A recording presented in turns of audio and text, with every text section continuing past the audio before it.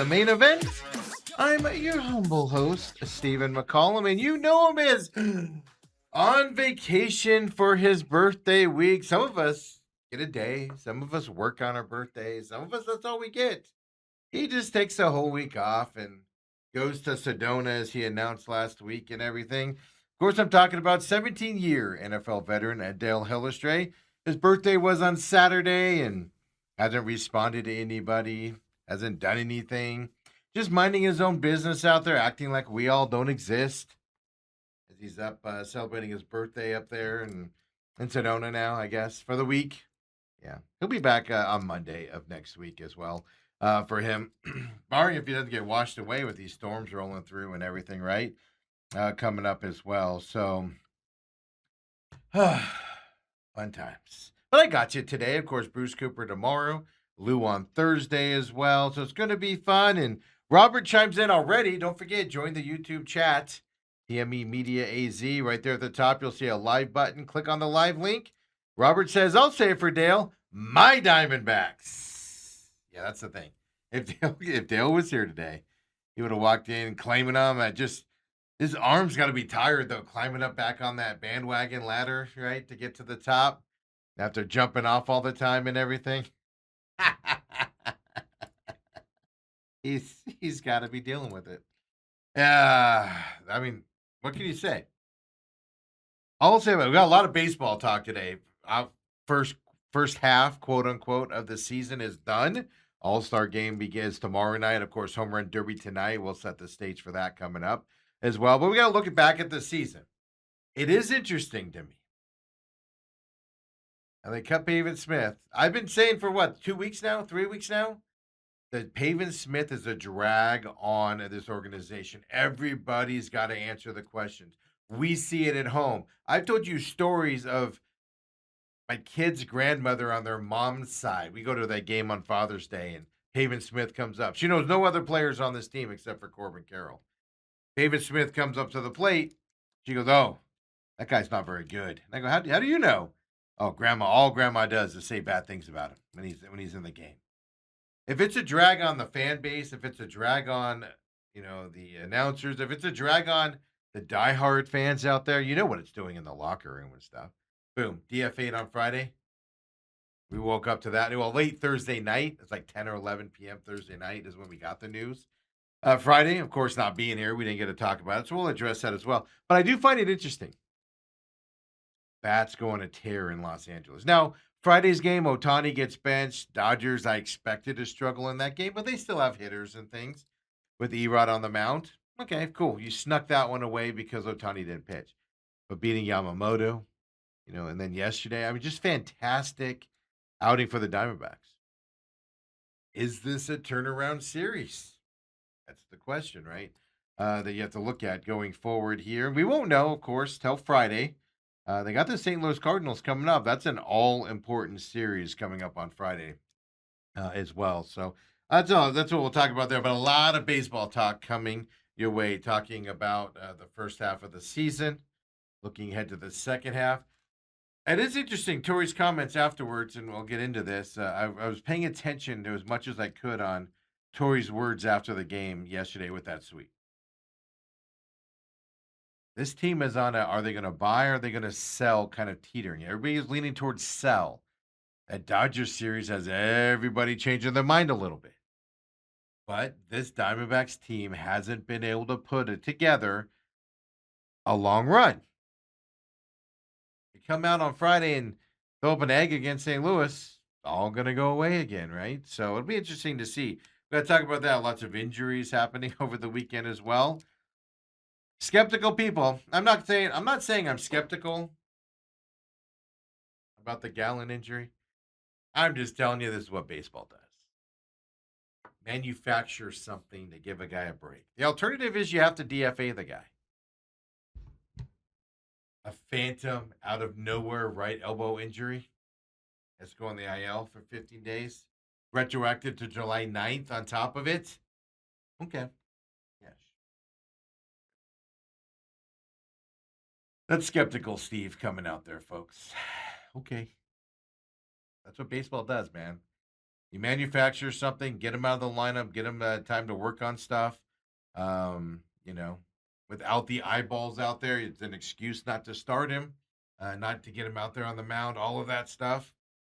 Uh, Regardless, Diamondbacks made the right move. Whether it's one of those made up injuries that baseball does, or if it's an actual real injury, we don't know. Again, skeptical from what you see there. No issues, no issues. Boom, out of nowhere.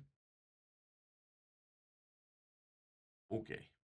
I don't know how you guys feel about that, but it is the right move though. Get him out of that lineup. You have to. Killing.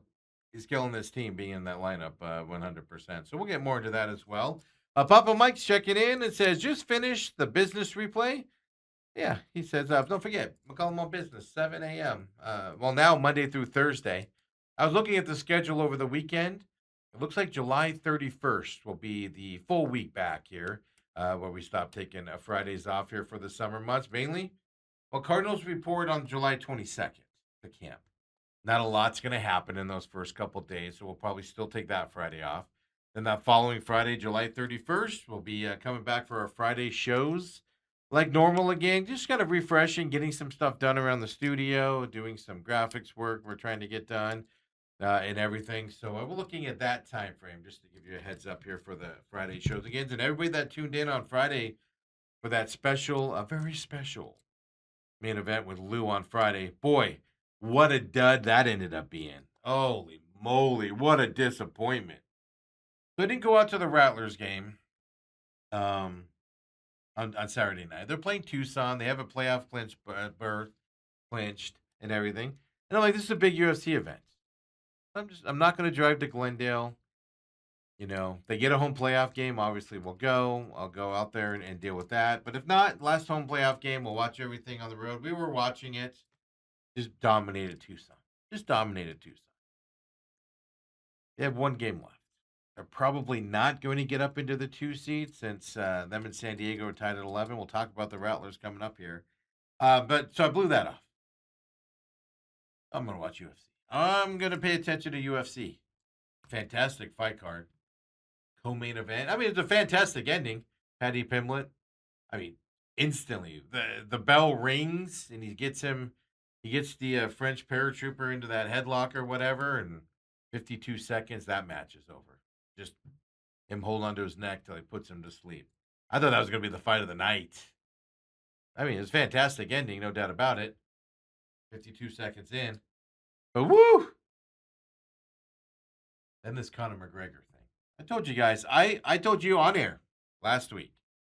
This is Conor McGregor. This is kind of like, Mike Tyson and that YouTuber, Jake Paul, or whichever Paul brother he is. I told you guys. I was like, this is all this is. He's going to come out there. He's going to, go out there. I said he's going to, throw a punch. Holloway's going to barely move on it, and he's going to be like, oh, crap, I don't have my power. I don't have this stuff. And you got all that. And it's just like, it's even worse than that. Call me conspiracy theorist if you want to. I did a lot of reading about this yesterday. You got to be careful what you read. People inside the business, people outside the business, people that follow the business but isn't close with UFC. I just think he was injured going into that fight. They knew it. They knew his knee was injured. So then you have to ask yourself, why did he jump? If you know what we're talking about, Conor McGregor, nothing happened in this fight. He jumped at the beginning to do a leg kick, downhill from there. It's literally done, and he ends up quitting, literally quitting in the ring because he can't continue because his leg wouldn't let him, his knee. 80% of the tickets were on Conor McGregor. That's why I didn't trust this fight. Yeah, I had Holloway winning it. I took that bet that Lou had not to go into round 5. Boom, won that one, obviously. I had a great Saturday night for my minuscule bets out there. The ones that I lost, I didn't mind losing because I won something else on it. It was actually pretty fascinating. I'm starting to see what Lou's talking about. Now I'm small potatoes. I'm $5. Doesn't matter. Whatever. It's nothing. It's just kind of a fun thing that I do, just to have some fun. I understand if you're not into gambling and you don't like it, I get it. But a lot. I learned a lot. You learn a lot from Lou, whether you whether you bet or not. You just learn about Lou on the things. Because whether Lou picks a fight right or not, he tells you about these fighters and what their mindset is and all of that. King Green was a fantastic fight there. Just that lived up to all the hype and everything as well. But I did so good. My account, highest it's ever been. I have to withdraw some money later on today. I told you guys before, I just put $100 into there.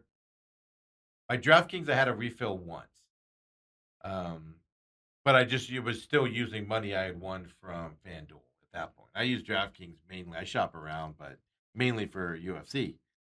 Yeah, I'm gonna have to withdraw some money and put it aside. Because of the way it was. Robert says, or Mike says, what? You don't like 2.5 minutes of a two main event fights? No, I didn't expect much from the Connor one, and even I was disappointed in that one. I expected nothing from the McGregor fight. Zero. I thought it was going to be a dud. And even I was disappointed. You can't tell me that knee wasn't injured going into that fight. That was just a weird situation. Then you go back, and I'm watching all these people go back to when he walks out to where they check you out, before you go into the ring. He was like jumping around, a little tender on it. Then somebody's got a video of him going into a pain management building, walking into that, kind of a limp on it before the fight, a couple days before when he's training. Yeah, no, folks. Is it possible the UFC let a guy go in there with a bad knee? Just utter disappointment. Like to me, the bigger disappointment was Saint Denis and Patty the Batty. I was like, what? This is over? I expected that to be long, hard fought battle between those two guys. Yeah, Ethan says, I also called he would get hurt. Ethan did in this chat. Trust me, Ethan hasn't let us relive that down since Saturday. But Ethan did call on this chat last week when we talked about that Conor was going to go. We questioned, I think it was me and Robert, might have been somebody else, but I think it was me and Robert. We questioned if he would even show up for this fight. Like there'd be an excuse or an injury or something to that effect. So he made it to the ring, and I was like, oh, he made it to the ring. I did like his mic work leading up to it. It's just, he's the best at it. I'm close. The Holloway and him mic battle that they do. I thought it was fantastic. It's just utter disappointment. And then it's one thing to get injured in the ring. If he was injured going into it, it's just, what are we doing? Especially a knee. I don't get it at all. Yeah, Robert says not all of them can be Royval Kavanaugh. Yeah, I know. King Green fight was. I don't know. That Royval Kavanaugh fight was really good. That King Green fight, man. He was getting his butt handed to him.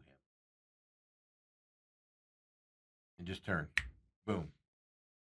Yeah, Robert says maybe Ethan should host with Uncle Lou. Robert, don't give him ideas.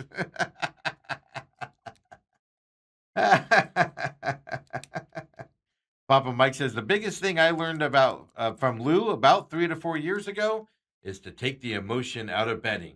Yeah, that's why you don't bet against your bet. I don't bet my teams very often because you can get kind of wrapped up in that. Like ASU football, I rarely bet. Like I said, I do $5.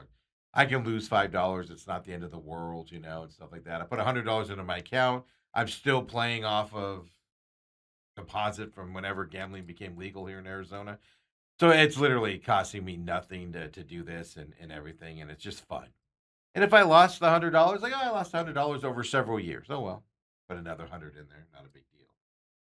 And hopefully stretch it out, right, to get through it. My goal is end of every football season to still have money in there. That's kind of how I look at it, to be honest with you. But what a disappointing UFC fight. It was just like, all right, this is ridiculous. Let's get out of here. After how good the fight had been leading up to that point, it was just amazing to see. So that was my weekend. Pretty simple, to be honest with you. Nothing exciting really happened to me. Stayed to myself a lot and things, and they went to a UFC get together for that. That's some fun. There. Yesterday, lounged around all day.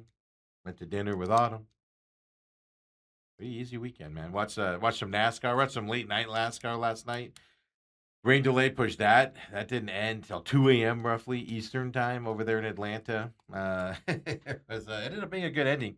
I fell asleep toward the end though. I had to finish watching it this morning, right? But I did think Mario Batista fight was really good. Of course, Lou had Batista. I thought Batista. I like the way he fights as well. He beat Sandhagen on that side. Royval again beating Kavanaugh was a great fight with that submission. King Green and McKinney. Green ended up knocking out McKinney there in the first round. 1 second to go. I thought the referee called that a second to. Was McKinney down? Yes. Was he not doing anything? Yes. Had his hands over his head and was just kind of laying there. But with 1 second till the end of the round. Now that's one of those I lost because I had round two starting in that fight. 1 second from getting that, whatever it was, $10 or whatever I was going to win off of the, or $10 return off of the $5 bet, so win $5. But I don't know how you stop a fight with 1 second to go unless the guy is seriously hurt. Right? Let it go into that round and then see what happens. But that ref stopped that one. That was a quick turnaround. The Whitaker Krylov fight was amazing. Whitaker is so undersized compared to Krylov. I was able to do it. Gable Stevenson lived up to his reputation coming in his UFC debut. Actually, that fight took longer than it should have. Low blow there, Stevenson on Ellison, so they had to, obviously had to rest and things to that effect. So that took a while. The Garbrandt Yanez fight, first round KO there by Yanez as well. That was kind of expected. A lot of play on Kai Kamaka there, right? Play Las Vegas kid going in against Luke Riley. Whew, how good is Luke Riley? Not a surprise he won, but man, how good is that kid as well? Pretty fantastic to see him fighting as well. So I don't know. I had overall, it was a good fight. Tell the final two. That's all we can say about that. Utter disappointment the way that ended. Overhyped. Like I said, I wasn't buying into the McGregor hype, and even I was disappointed. So the 80% of people that were putting their money on McGregor and thinking this was going to be a good fight, I could only imagine how disappointing you guys are in that one as well. Yeah, Robert says the King Green fight was sketchy. Called it with 1 second left. Yeah, no, it blew me out of the water. I was shocked he called that. I don't know if he was hurt or not. I don't know if the ref saw anything or heard anything, but to me, if anything, you jump on King Green so he stops pummeling him for that 1 second and get to that end of round there. But I don't know. I have a lot of question marks on the ref. Now the bigger fights, I think the refs do a very good job. I just think some of these lower end fights, by lower end I mean lower on the card fights, I think the refs are a little quick sometimes to hop in and things to that effect. But I don't know. It's hard for me to say when I don't know their technique. I don't know what their thought process is and things to that effect as well. So that was my weekend, folks. Hopefully you had a better one than I did. Mine wasn't bad. It was just I had a whole lot of nothing going on this weekend. And I literally lounged around the house all weekend, just getting stuff done around the house as best I could. Working on stuff around here, of course. Getting that all done and that's it. Simple, quick and easy. We're about to get busy, right, with football season starting coming up here. So it's just relaxation, recharging the battery. I did watch a lot of the Major League Baseball. I didn't watch it. I paid attention to a lot of the Major League Baseball draft, mainly because a lot of ASU kids were being drafted. The number one draft pick was out of Hamilton High School. That did end up happening. That's fantastic to see. Local kid number one. Talk about that as well coming up. So what's it? Diamondbacks?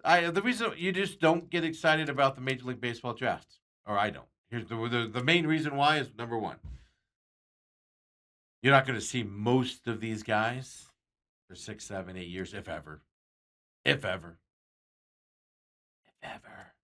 I just don't get excited about the draft. It's cool to see ASU kids go. It's cool to see Arizona kids go if they get drafted. I think only one got drafted. If one did, I think only one did. And I think he might have been a transfer. He transferred in for last year from someplace else. Right, it's only 1 year down there. But as besides, Arizona had a bad year last year. But it's fun to watch local kids get drafted and move up into their next stage and things to that effect. It's fantastic. One of the kids that's high up on ASU's radar, he signed a letter of intent with ASU. Top recruit. Well, he got drafted, so now he's got a decision. Does he go to campus? Because if you go to campus, you got to stay there for a couple years. Does he go to campus at ASU or does he go into the pro system? Decisions, I guess, comes down to that. So I didn't pay attention to that. We'll talk about the Major League Baseball draft coming up. Obviously, World Series over the weekend. Thursday and Friday's games? Nah. Yeah. About what you expected. Belgium held tough. Belgium did hold tough. We'll talk about this because I think we have the match of the tournament coming up Tuesday. Now, the thing I get why you're doing it. This is being played in America, right? These are big games. You want to grow the sport of soccer in America? I'm just going to throw this out there. Don't have the game of the tournament, France and Spain, noon on Tuesday. What? Good luck growing the sport when you're doing that stuff. I understand why you do it, the European time frame, etc. But you want to grow the sport in America? You really? Noon on Tuesday. The game of the tournament is going to be France and Spain. Yeah. We'll talk about the setup and what's going on this week to determine who the championship 2 are going to be coming up as well. And have I got an opportunity for you? Since, just so you know, you probably saw over the weekend, we did not get our bid for the Seattle Seahawks. They came back to me. I thought they were bluffing. They came back to me and said, you got to raise your bid a little bit. And I was like, nah, I think you're bluffing. I think you're just trying to get more money out of us. No, I was wrong. They definitely raised the number a little bit. Since we lost out on the Seahawks, we'll talk about that coming up. I've got another opportunity for you, sports fans. You might want to take advantage of. What was the Braxton, who listens to the show on the podcast later on in the day? But Braxton, he bought some. I talked about buying turf. It was either on this program or McCollum on Business. I think it was this one. What was that? I said you could buy the turf off recently. It was like a month or so ago. Then Braxton actually bought it. It was for some stadium. I don't remember what stadium it was now. But it's the thing. I told you, back in the day, I never looked for it, but I am 90% sure at some point I just threw it away. Like, why do I have this? RCA Dome turf for the Colts. Peyton Manning turf. So we had some fun with that. Well, got another business opportunity for you guys to invest in coming up here as well. Since we lost out on the Seahawks, we'll have to have a consolation prize. We'll talk about that coming up as well in the program. Golf over the weekend, Scottish Open. I tweeted it out on Friday. Scotty Scheffler missed his first cut in 78, I think was the number. Chances? It's like 4 years, folks. That's over 4 years, almost 5 years.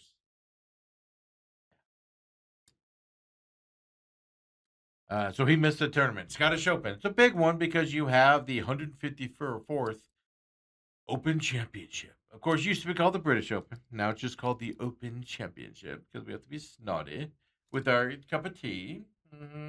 Yes, the Open Championship this weekend. Yes. Oh, yeah, that's this weekend. But Scotty Scheffler missed a couple last week. It was interesting watching Scotty Scheffler not make the tournament. And then, he's had this run of not playing well on Thursdays and then having to make a run on Fridays to make cuts and then make a run on Saturday to get in the conversation of winning it. It just didn't work for him. Eventually that fails on you, right? As you look toward that stuff as well. Tom Kim ended up getting the win. I did see somebody put a small wager on Tom Kim winning the Scottish Open. I don't remember the dollar amount, but they won like $4 million off of it. Yeah. Heck of a return. I'm talking small bet. I'm talking like 10,000 or something. I mean, small compared to what you win, right? I bet $5, folks. I would have bet $5 on Tom Kim if I was going to put money on him. Only time I deviate from the 5 is I'll go to 10. Yeah, that's on my season long bets. I'll go to 10. Like right now, I have the Ravens under 11.5. Maybe it's 11. One of those two. That's a $10 bet. It just sits there, till the season goes and stuff. Those ones I'll do 10, but generally it's 5.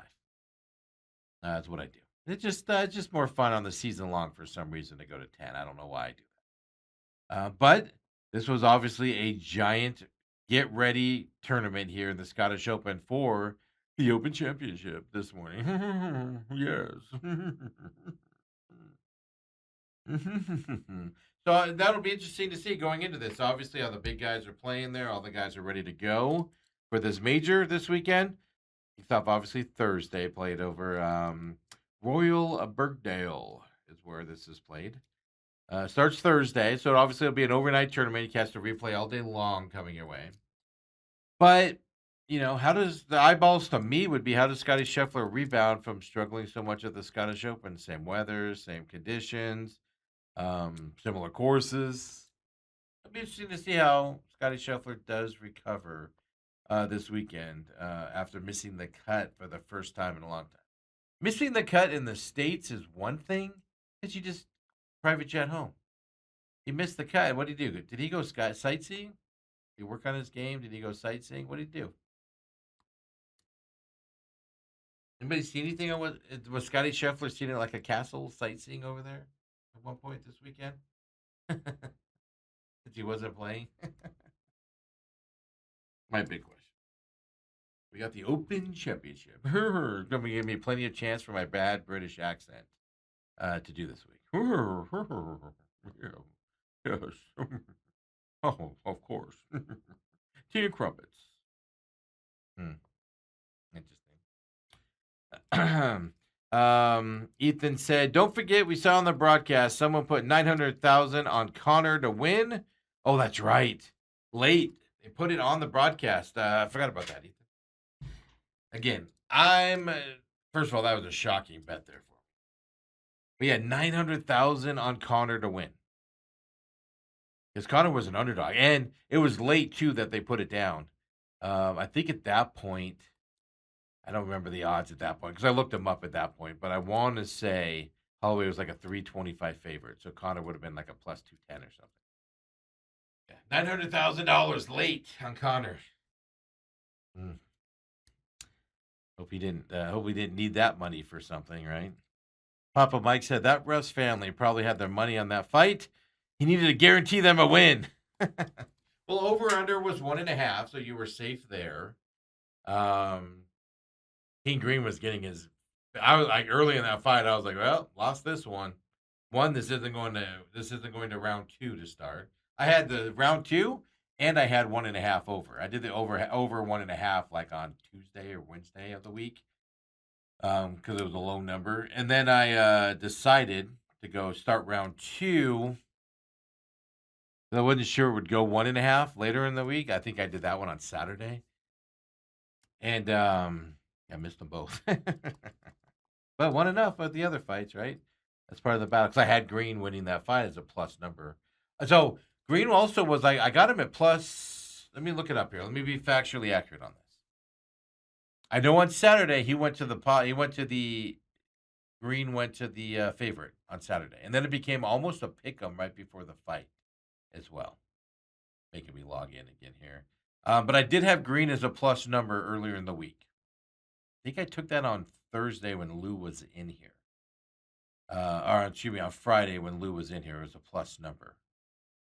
Let me just see. But it was amazing how this line moved is what I'm talking about here, on how everything moved quickly. We had Bautista at plus 110 as well. We told you already about that, the local kid. It's King Green. I took him on Friday morning, plus 110 is what I got him. He was minus like 120 on Saturday, and I know at one point he got to a pick 'em right before the kick and everything.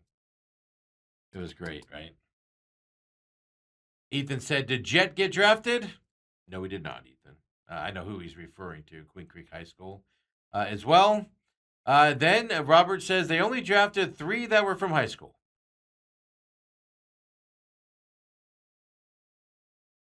High school, yeah, Ethan says Jetberry. And says, Boise? I don't know what's happening right now. Not a lot of high school kids get drafted in the Major League Baseball draft. They're going to change that format and stuff coming up. Now it seems like it's all college kids. Robert also says that dude bet 47K, had him at 84 to 1. Connor at 84 to 1. I got confused, guys. I'm sorry. I probably shouldn't read the chat when I'm confused by it. Papa Mike says, everyone have a great day. You too. Papa Mike's back from vacation and everything. Oh, he's buying a used car, Papa Mike, as well. Good luck with that.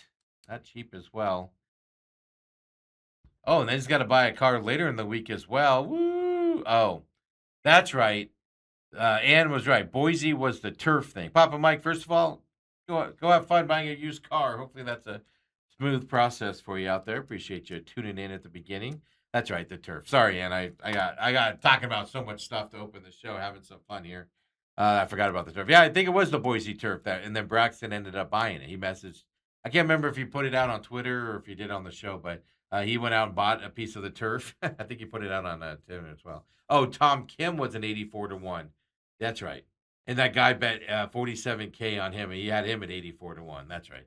So 2 big bets, right? One guy lost at 900K and then went on. I know, guys. I know. I'm slacking on the chat. I've jumped around and I got confused on you guys. It was the Boise turf there as well. Yeah. Robert said, prayers are with you, Mike, in terms of buying the used car out there. It's never a fun process, man. I remember, what was that, a year and a half ago or so when I bought that new car for mine. Walked in, I was like, here's what I'm paying. Here's what I want. Give it to me. And I was still there for like 2 days negotiating with them. It was stupid, ridiculous. Never easy buying a car. They don't make it easy. Just take my money and give me my car. Son, Summer League's going on as well. Summer League is exactly what you expect it to be. Pure garbage. But I told you guys before, what I watch on the Summer League, what I'm watching for is how do guys compete, right? Co-compete. He should walk into the Summer League and dominate it. At least not dominate it, but at least have success in it. He shouldn't look like he's never played basketball before. And he'd had some success. Melowatch having some good success as well. That's what I look for in the Summer League.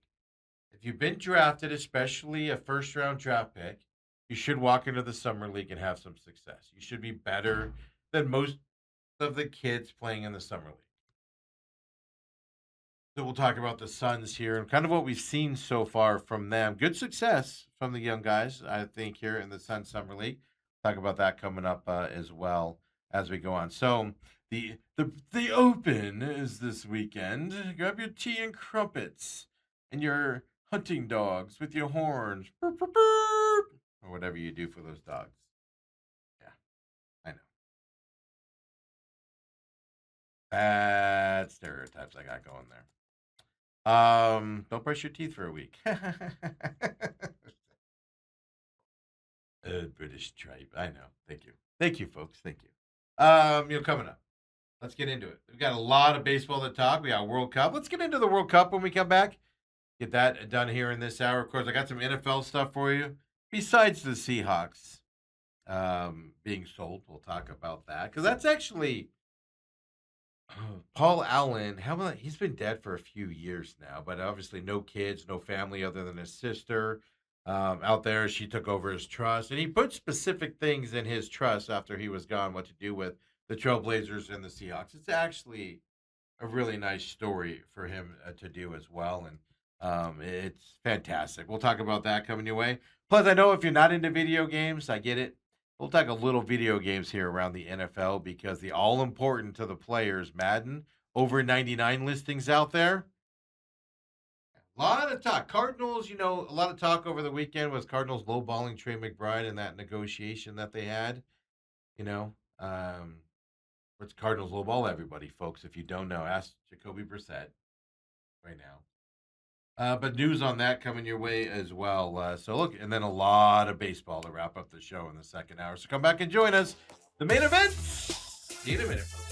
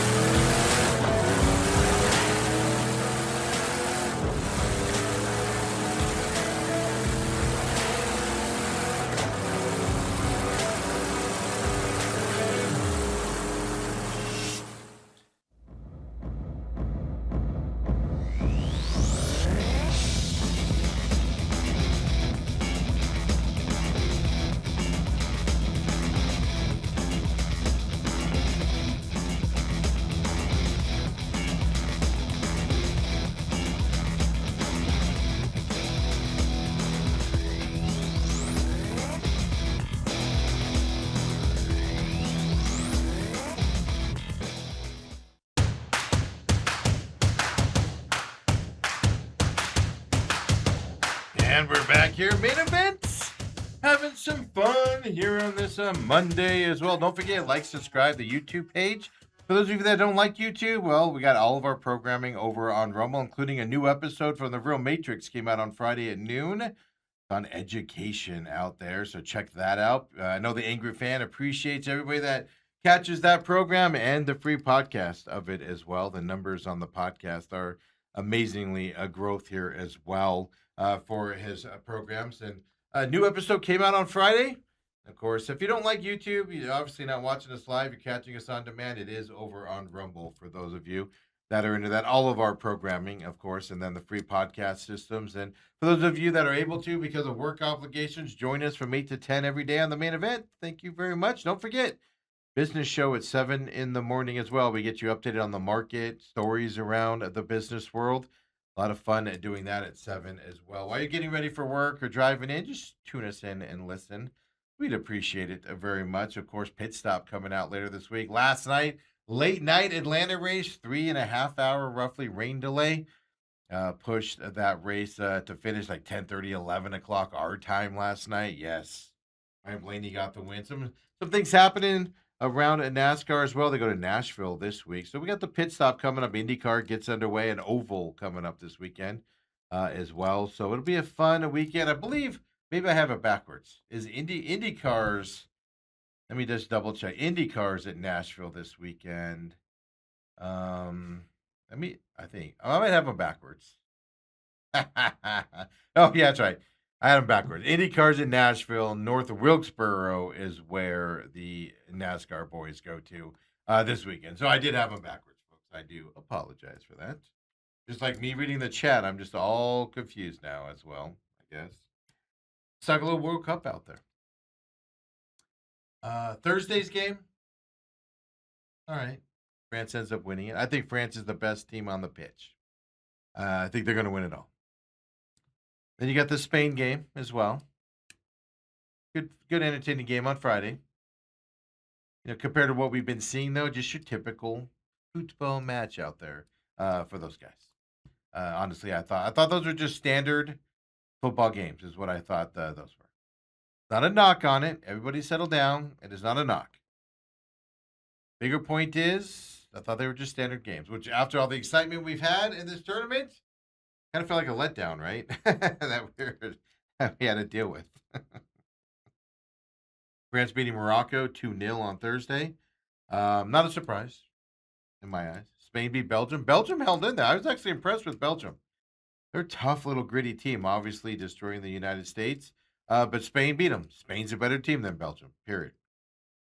So that sets up France-Spain tomorrow at noon, which sucks. Because if this game was more of a primetime or late afternoon game, more people would tune into it. This is the best of the best battling it out tomorrow at noon, folks. If you haven't been watching games or you're deciding you're not going to watch it with the U.S. out, France-Spain is a game you're going to want to watch. Here's an interesting thing about it. Spain has knocked France out of the tournaments, not international tournaments, for a long time. EuroLeague out. Spain advances. France struggles against Spain. France has a ton of talent, so does Spain. Spain coming into the World Cup was, if not the favorite, definitely one of the top two favorites going into this tournament to win it all. France has shown they're just an unremarkable team. They just win with ease. They play with ease. They had that tough game a couple rounds ago. Didn't phase them at all. This is probably the game of the tournament. This might be your championship game, meaning winner of this game wins the whole thing. I got France advancing, but don't sleep on Spain, folks. This is going to be, I can't express it enough. In terms of football, this is a heck of a game coming up tomorrow at noon. Now, it just sucks it's at noon, our time. Just sucks about that. Then on a Wednesday, England, Argentina. Of course, England dispatched Norway. That was such an evenly game. I'll tell you this, the England-Norway game, whoever won that round, should have won it. What sucks about that is Norway probably deserves to be in the final. They're that good of a team. They just went up against another really good team in England. And I feel the same way. If Norway had won that game, I would have told you England, should be in the Final Four. This is not your grandpa's England team. Finally, England has a team that's gritty. They're tough. They handle adversity well. They don't cower to the adversity. England's a real threat in this as well. And then you got Argentina, Switzerland. Switzerland went down to 10 men in this game with plenty of time to go on Saturday night. Me and Ethan were watching this game while at least we had the World Cup going on in extra time to watch that while these main events of the UFC were struggling. But Argentina 3, Switzerland 1. Now it looks lopsided in that extra time, but Switzerland eventually gave up the 2. But man, these goals, man, curling it into corners, just beautiful, beautiful kicks there by these teams as well. But Switzerland playing with 10 men. I mean, the guy flopped and he already had a yellow card. I get it. It just, you hate to lose a good player and go down to 10 men with that much time left because you flopped. But that is a byproduct of flopping in football as opposed to the NBA where they let you do it. Here's the thing about Argentina, because a lot of people I see saying Argentina's back, Argentina's going to do it. I'm not so sure about that. Argentina's had a soft schedule, and they've struggled in a couple games. Argentina is the first nation to reach the World Cup semifinals without facing a single team ranked in the top 10. Yeah. So their first top 10 opponent is going to be England here that they play on Wednesday. I'm not saying Argentina's not good. I'm going to tell you. I never thought I would say this because if you would have told me at the beginning of this year that you had France, Spain, England, and Argentina, I would have told you England's the worst team in this Final Four, and it's by far. That's not the case, folks. Argentina is. I think we're going to see England in the championship game. Wow. Yeah, I think they're going to beat Argentina. As of now, sitting here, we'll see, right, coming up from that side of it. France, Spain, I don't know. I think France is going to win it all. I'm going to stick with my France pick, but I guess Spain has a chance to win this game tomorrow at noon.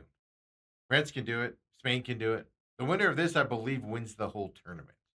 I think it's time that France outdoes its Spain issues that they have. They get past Spain in this, and then they get past the getting to the championship game and losing it and doing that side. So I'm going to go with France, England here coming up, but we'll see that over the next few days. This was Argentina's schedule this World Cup. They just played Switzerland, who, by the way, is ranked 14th in the nation, or in the international. But they played Algeria first, Austria second. They're both in the 20s. They played Jordan, who's ranked 73. Cape Verde, who's ranked 64. Struggled with Cape Verde, no less, folks. They won 3-2 in extra time. Yeah. Then they beat Egypt in the round of 16. They won that 3-2. They had to come back, remember? They were down 2-0 in the 80th minute. Scored 2 goals to tie it up, and then it was over for Egypt then. And then they ended up scoring another one before the whistle blew for the extra time to start. They had to come back from Egypt. And Egypt's ranked 24th in terms of talent. They just beat Switzerland 3-1 in extra time as well. They're stepping up in talent here against England. Argentina is. I think Argentina days here in the World Cup might be coming to an end for them as well. That's just an unbelievable stat. Easy schedule for them. Now they can always step up and surprise us all and stuff to that effect, but good for them.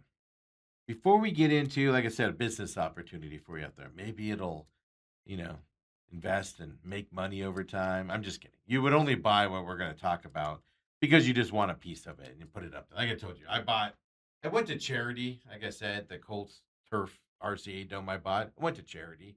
So I had no problem buying it. It's like $150 or something. Yeah. Came with this plaque and a little thing. I should go through my souvenir stuff and see if I do have that. But for some reason, I remember at one point just being like, why do I have this? Do it away. But you're buying that just as a keepsake. Um, that's the only reason you should buy it is if you want a piece of it. But before we get into that, I just told you, right? Argentina hasn't played anybody in the top 10.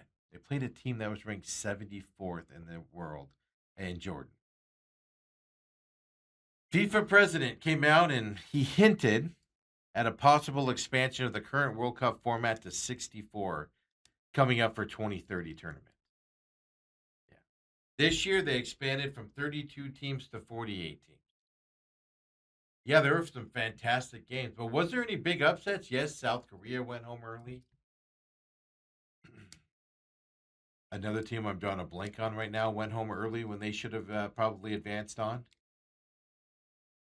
Does the expansion from 32 to 48 mean we saw better games? No.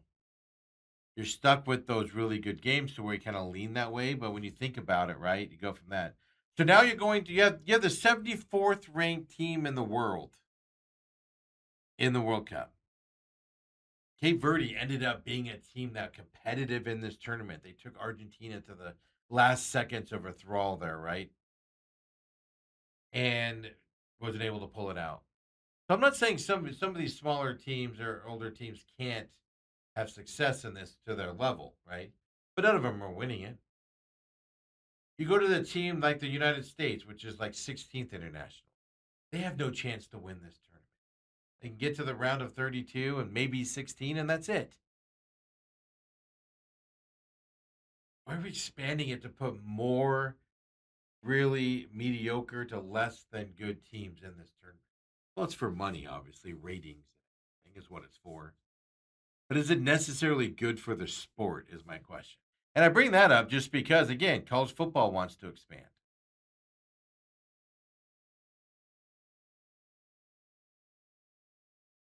Adding more teams to a college football playoffs, does that mean we're going to see a random team win it? No, you're going to get your same teams at the end. We got the four best teams in the World Cup final. We got the four best. And if Norway is probably the best one left out, and then there's a drop off to everybody else.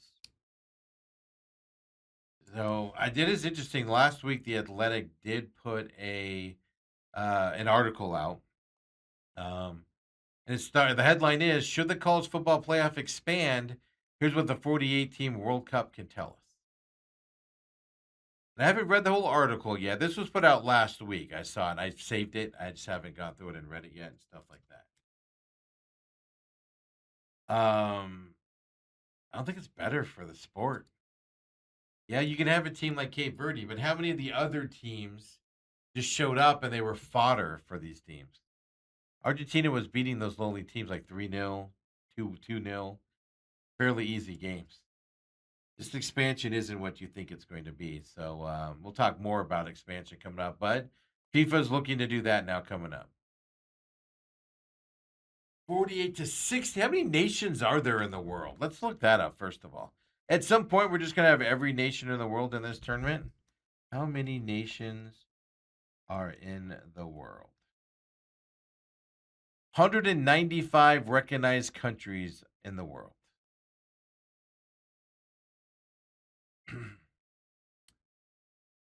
Let's do some math here. And I'm using my calculator here because you don't want me to do this.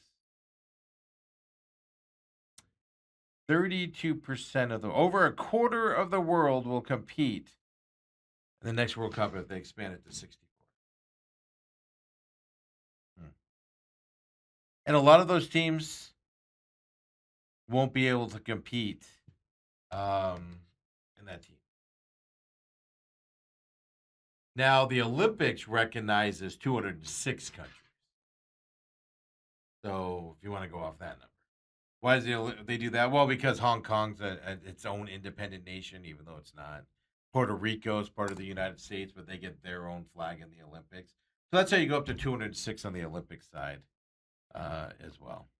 Interesting enough, the U.S. Intelligence Agency, the CIA, they list in its World Fact Book, so this dependent areas and sovereign territories, 237 countries.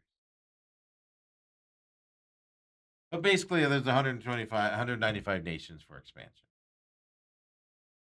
I just don't think expansion is something that's going to get us excited about. I just don't. Robert says, what is the soccer equivalent of a position player pitching? That's a good question. I guess the goaltender coming up. Like, if you notice this in a couple of the games, I forget which game it was, but the goaltender for the team losing was going up like for corner kicks and things and trying to play on that. And then he'd run all the way back to his goal again. so they can't get him so they can't get an empty netter. Maybe that would be it. Ethan says FIFA just wants more money and they want fans. That's it. I mean, that's all it comes down to. I mean, like Cape Verde is a great story, but it's a rare story that happens. So then you can argue, but Cape Verde gave us a good story. Yeah, but how many of these teams that wouldn't have been in this tournament if you didn't expand it wouldn't have been there? And they weren't good in the tournament. They just played their 3 games, lost all 3, and went home.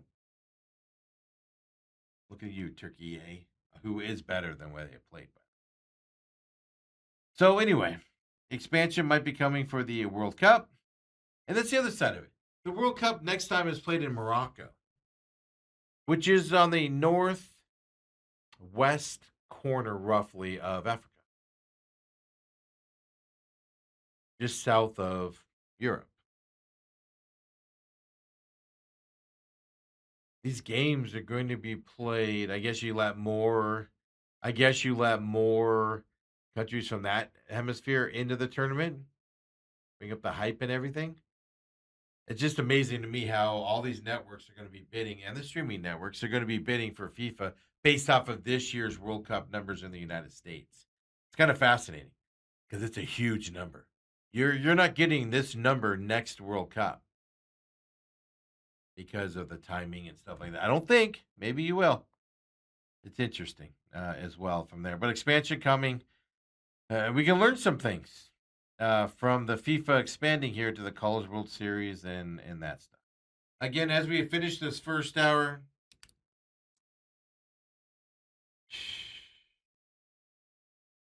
sorry, I just realized I wrote my notes wrong here on my thing. I had NFL stuff in my World Cup thing.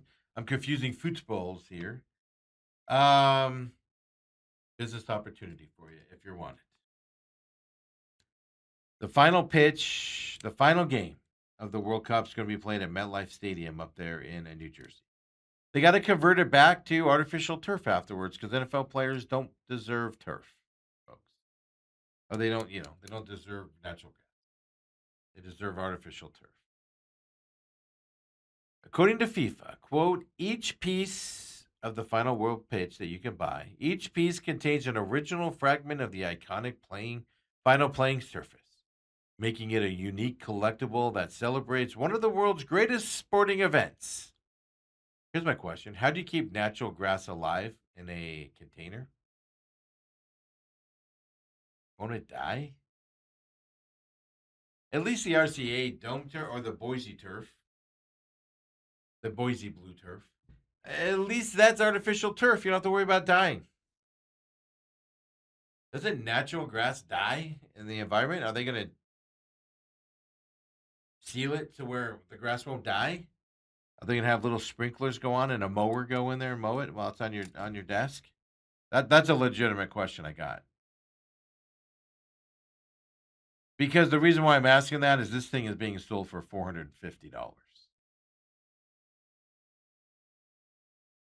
That's a lot of money for something. Is it going to end up as a dead piece of grass on your desk afterwards? $450. My God, FIFA certainly knows how to. They're very proud of their stuff. Let's put it that way. FIFA is. There you go, folks. Your business opportunity for this Monday. Overpaid for a piece of turf, and this is a legitimate question. I did spend a little bit of time yesterday trying to figure out if this grass will even survive. It's natural. It's natural grass. How does it survive in this container?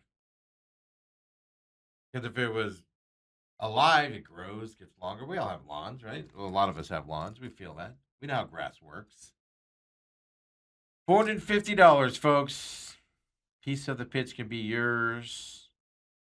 And will it survive the time frame to grow at the end? Ethan says they put out how to keep it alive. Oh, they did. Ethan said they put it out how to keep it alive. Okay. It comes in like this big clear box, so maybe you can open the box and you fertilize it. Get a little hand mower, shave it down. There's actually a way to keep it alive. While Ethan's looking for that, we'll keep it rolling here. Come back for the second hour main event. Tons of baseball talk still to come. We'll come back, talk some NFL. As Seahawks are sold. Just missed out on our pick. And in terms of how close were we? In terms of percentages, we were close. In terms of dollar amounts, we weren't. We were not in the 9 billion. Like a little IFL and then all baseball. Of course, we're here at the quote-unquote halfway point. Although it's not the All-Star game. We'll look back at last year, the first half of the season. I'm going to stop doing quotations. You guys know what I'm saying. And of course, did this Dodger sweep lead to some excitement going into Friday's game? St. Louis, come on back, folks. Main event, second hour, coming up.